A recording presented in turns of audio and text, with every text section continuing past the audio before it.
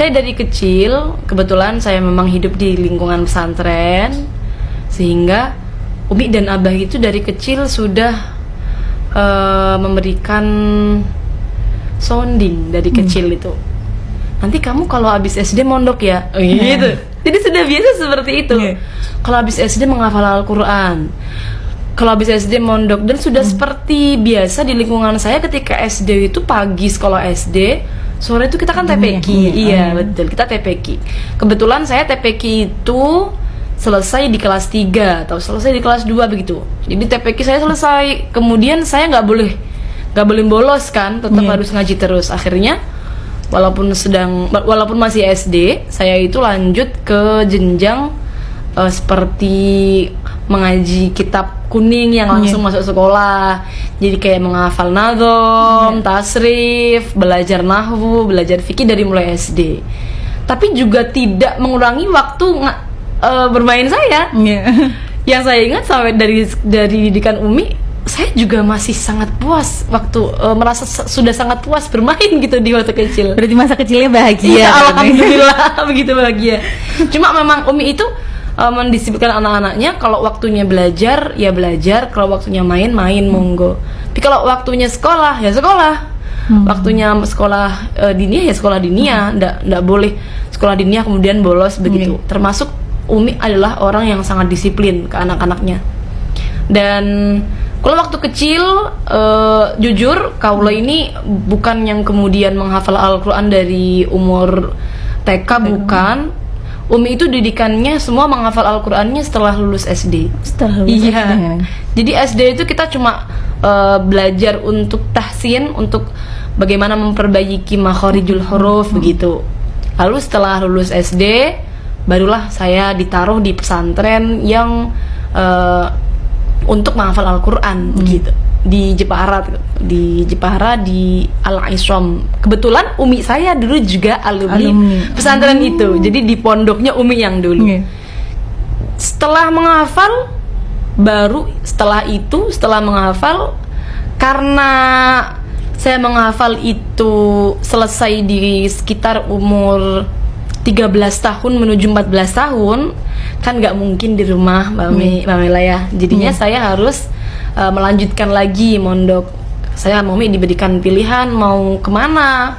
Oh, saya mau ngambil kitab saya mau ngambil kitab. Boleh, silakan ambil kitab, yang penting di Lirboyo. Yang penting di Lirboyo. Saya disuruh milih, saya milih di Pondok Pesantren Muhtadiat asuhan dari Mbak Yai Anwar, Mbak Yai Anwar Mansur. Saya milih di sana.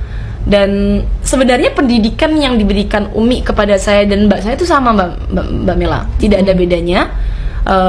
Sama-sama setelah jenjang menghafal pasti kitab.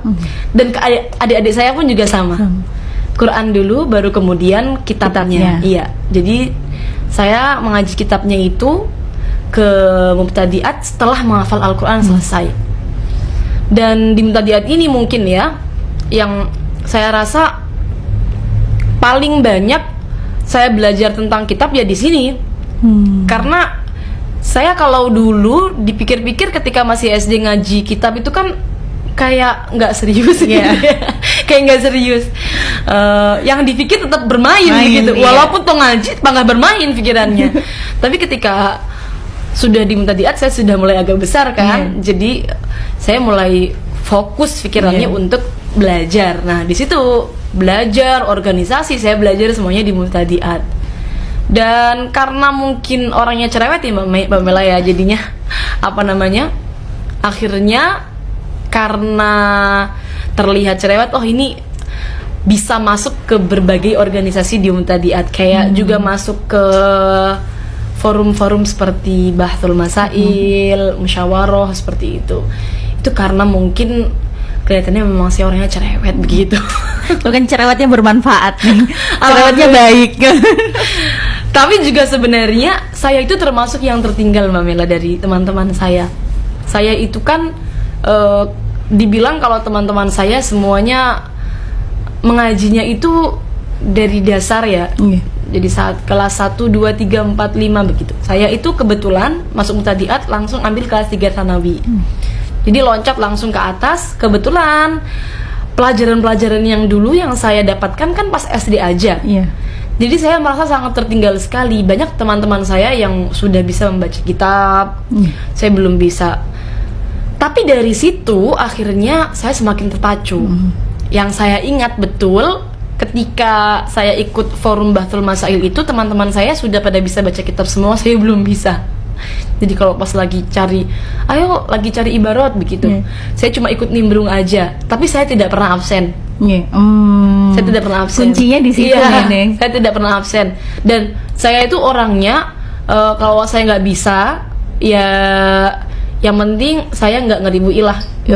Apa yang saya bisa berikan, saya bisa berikan. Jadi semisal teman-teman saya itu butuh bantuan orang yang ngomong, saya bisa maju begitu. Tapi saya bener-bener menyadari bahwa kelas 1 aliyah saya belum bisa baca kitab sama sekali. Teman-teman saya sudah bisa semua, saya belum bisa. Tapi saya nggak pernah absen, nyari ibarat di kitab, saya tetap setiap malam ikut begitu. Dan mungkin berkah dari situnya, karena nggak pernah absennya itu, akhirnya tiba-tiba ketemulah di situ. Saya nggak tahu, moro-moro bisa sedikit memahami apa yang saya baca dari kitab yang tidak ada makna, tidak ada tidak ada maknanya. Iya, begitu. Gundulan itu. Iya, gundulan.